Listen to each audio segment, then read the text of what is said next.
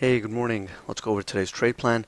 So in the overnight session, we saw a continuation of yesterday's strong buying, and ES ended up tagging 68.5. We had resistance around 69, and sellers were active up there, resulting in a pullback to 53 to 55 area, where buyers were active yet again. So the main idea heading into the open today is to look for a somewhat of a balanced session, but with an upside skew. So today is really the test of yesterday's strong upside break, right? And at this point, buyers can be active on any pullbacks into support, and those can serve as good long setups. We have pre-market support at 53.5 to 55.5.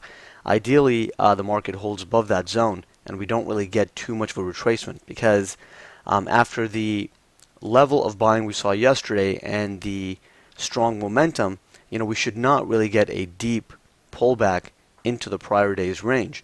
So, 53.5 to 55.5 could actually cap the downside. In the event of a break below it, 48.5 to 50.5 is the next inflection point where buyers can be active, and that can also serve as a long setup. On the upside, the main objectives are 62 to 64 and 68.5 to 70.5.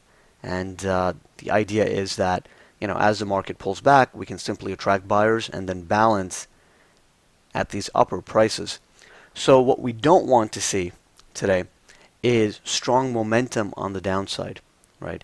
After such a large and strong upside move, we don't want to see, minus 1200 on the NYSE tick. We don't want to see any strong selling coming into the market, and any negative tick like minus 700, we want to see buyers stepping in on those downside momentum moves, and that would confirm that the overall state of the market is still bullish, and we can head up towards 68.5 to 70.5, and then eventually, if we can break out through that area, the next inflection point, the major inflection point, is up at 77 to 79.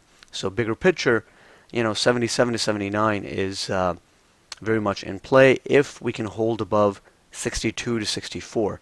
So heading into the open, the short-term inflection point right now is 62 to 64. That's a spot where we could get a little bit of rotation, but given that buyers are in control, we're not looking to take any short positions off of that zone.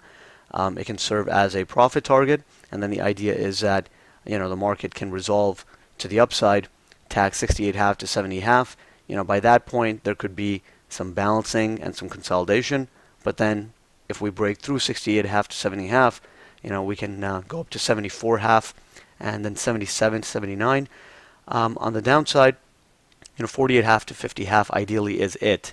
Ideally even pre-market support doesn't break, but if it does, then 48.5 to 50.5 can still shut off the selling as long as we're not seeing some major momentum on the downside. Below that, we have support 44 to 45. And then finally, the key spot in this market that absolutely must be defended if buyers are still going to have a chance to push the market higher is 39 to 41. But that is, that would be a really deep retracement. And by then, the range would be quite exhausted. And that's not the expectation on the day. Given the strong move yesterday, the idea is that we're not going to get too big of a retracement, and the move that we saw in the overnight session, potentially that could be it.